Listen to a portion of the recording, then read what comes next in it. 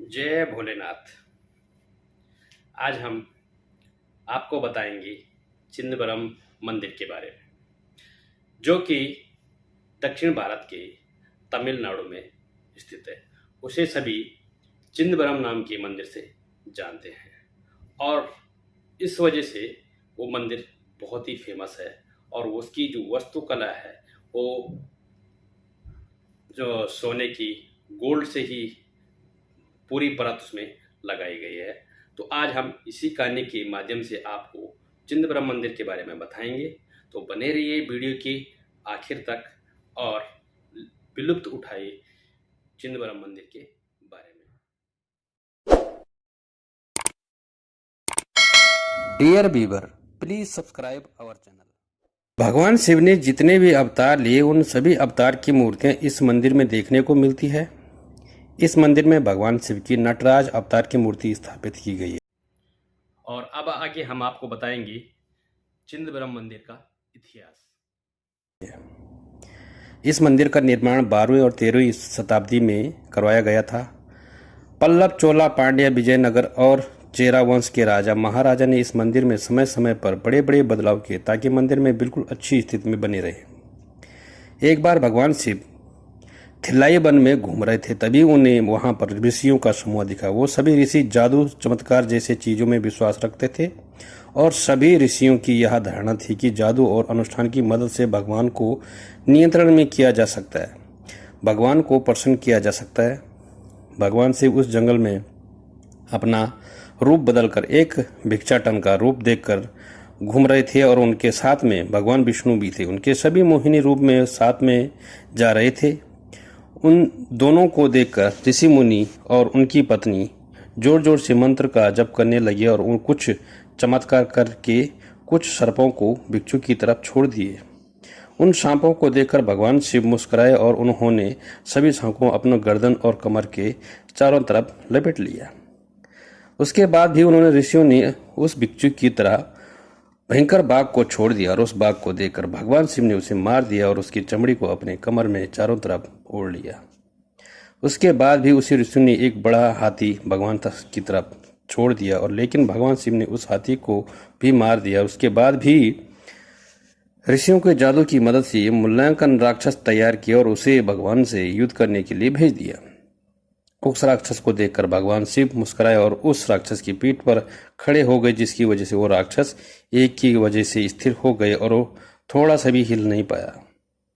कुछ देर बाद भगवान ने उस राक्षस की पीठ पर ही आनंद तांडव करना शुरू कर दिया और बाद में फिर अपने असली रूप में उस ऋषियों को दर्शन दिए। उनके बाद भी सभी ऋषियों ने भगवान से माफी मांगी और उन बात का एहसास हुआ कि भगवान को प्रसन्न करने के लिए किसी भी जादू, चमत्कार, अनुष्ठान की जरूरत नहीं है। इस मंदिर की भव्यता, वास्तुकला और मूर्तियां हजारों सालों से सभी प्रभावित करती आ रही है। विभिन्न तरह की वास्तुकला से इस चिदंबरम मंदिर को बनाया गया है। सबसे अंदर की हिस्से में जो मंदिर, उससे भगवान शिव की नटराज मूर्ति और पार्वती शिवकामी की मूर्ति है, उस भगवान की चित सभा कहा जाता है। उसके बाजू में कनक सभा और यह दोनों भी सभाएं उचित स्थित है। अंतर के प्रकार में नटराज की मूर्ति के दक्षिण पश्चिम में गोविंदराज पेरुमल का मंदिर है।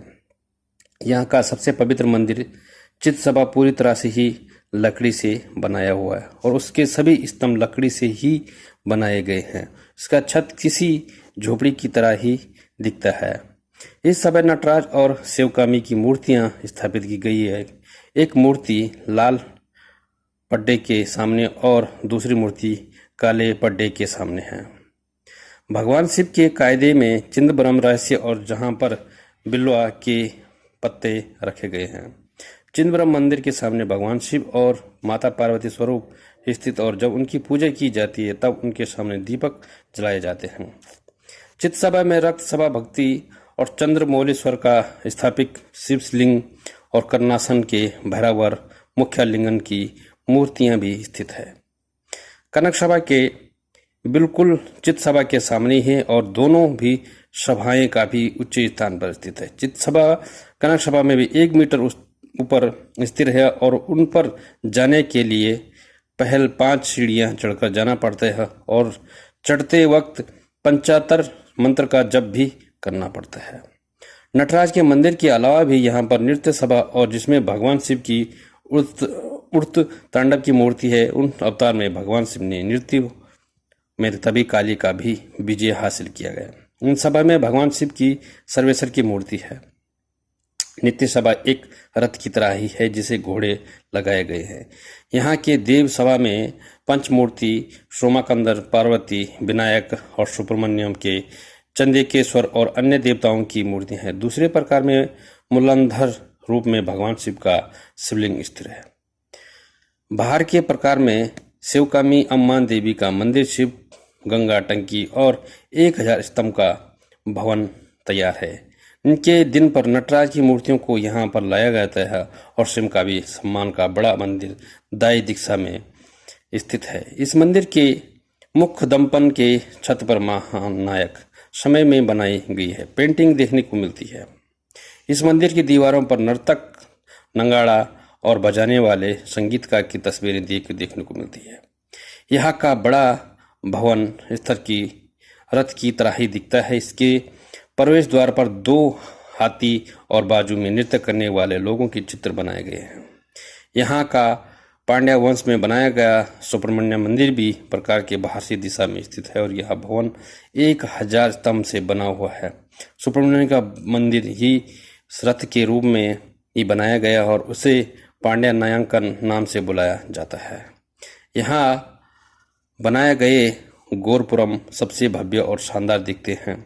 यहाँ का हर गोपुरम 250 फीट ऊंचा और हर गोपुरम को 7 स्तरों में बनाया गया है। पश्चिम देशों में बनाए गए स्तंभ सबसे बड़े पुराना स्तंभ। इन स्तंभ पर नटिया शस्त्र के भरत नाट्यम करने के 108 प्रकार दर्शाए गए हैं। इन स्तंभ में हिंदू धर्म से जुड़े कई सारे चित्र बनाए गए हैं। एक गोपुरम और भगवान शिव के भिक्षाटन के कंकाल, कल्याण सुंदरम और सोमानाकंदर आदि रूप दर्शाए गए हैं। इस चिदंबरम मंदिर में कई सारे प्रतीक बनाए जाते हैं। इन त्योहारों के दौरान भगवान की पूजा की जाती है। इस मंदिर के भगवान की पूजा 6 तरह से की जाती है और यह पूजा पूरे साल भर की जाती है। यह पूजा अलग अलग महीने में भी की जाने वाली पूरे साल भर भगवान की पूजा की जाती है। इस मंदिर की एक और खास बात यह भी है कि यहाँ के अधिकतर मंदिर रथ के रूप में बनाए गए हैं। इन मंदिरों को रथ का रूप देने के बाद यह सभी आगे घोड़े बनाए गए हैं ताकि यह मंदिर पूरी तरह से असल में रथ की तरह ही दिख सके। इस मंदिर में ऊंचे ऊंचे गोपुरम भी बनाए गए। तो ये थी मित्रों चिदंबरम मंदिर की संपूर्ण जानकारी। वीडियो कैसी लगी जरूर बताना। जय भोलेनाथ।